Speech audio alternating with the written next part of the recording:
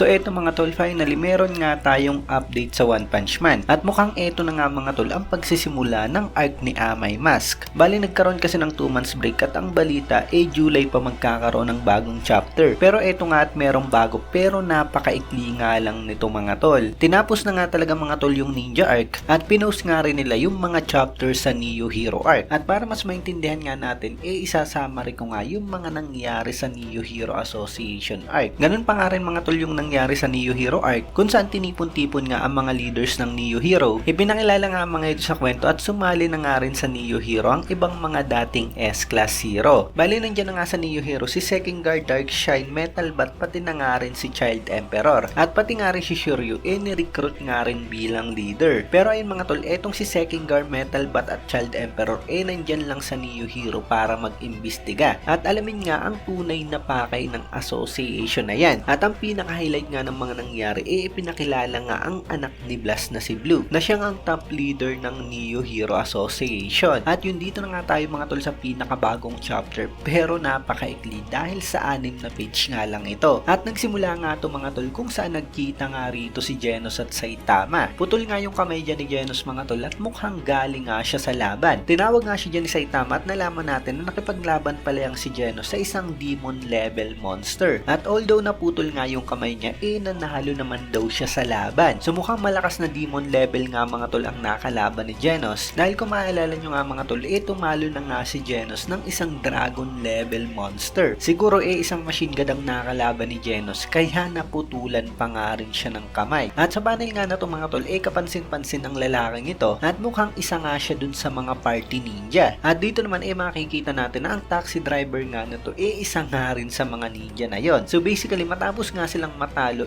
mukhang nagbagong buhay na nga sila. At talagang binigyan nga rin sila ng kalayaan ni Boyd. At yun habang naglalakad nga si Genos at si Kalbo, sinabi nga ni Genos na kung pwede ba raw na pumunta si Saitama sa hideout ni Dr. Koseno. Dahil sa gusto nga raw malaman ng doktor yung physical performance ni Saitama at makita nga yung mga data. At mukhang pumayag naman mga tol dyan si Saitama. Tinanong naman ni Kalbo kung ano ba mga pinamili ni Genos at sinabi nga nito na bumili daw siya ng green onion, 30% off na sashimi at sariwang saging sa napakamurang presyo. At sabi naman ni Saitama magaling daw at mukhang alam na nga raw ni Genos yung trick sa pamimili. Dagdag pa nga ni Genos half price din daw yung mga AAA battery. Hindi nga makapaniwala si Saitama at sayang raw at hindi siya nakabili. Bali nalaman ko lang din kasi itong mga tol, sa Japan kasi pag gabi na at pasara na ang mga tindahan mas mura na nga yung mga bilihin. Anyway, habang patuloy nang naglalakad ang dalawa biglang nagpakita nga dyan si Amay Mask. At sinabi nga nito kay Saitama na kung pwede ba raw siya nitong tulungan. Napakalakas raw niyang si Saitama kaya kung may oras daw ito bukas ng tanghali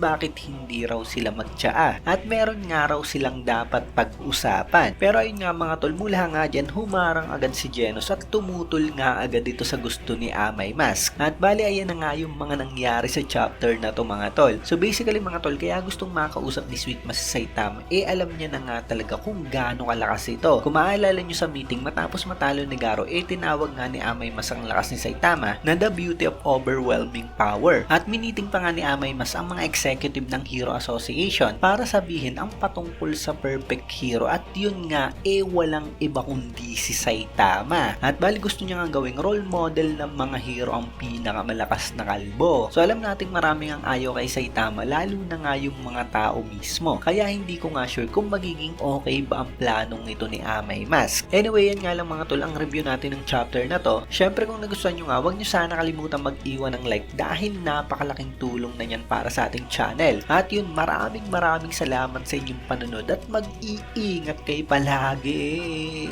Bagang!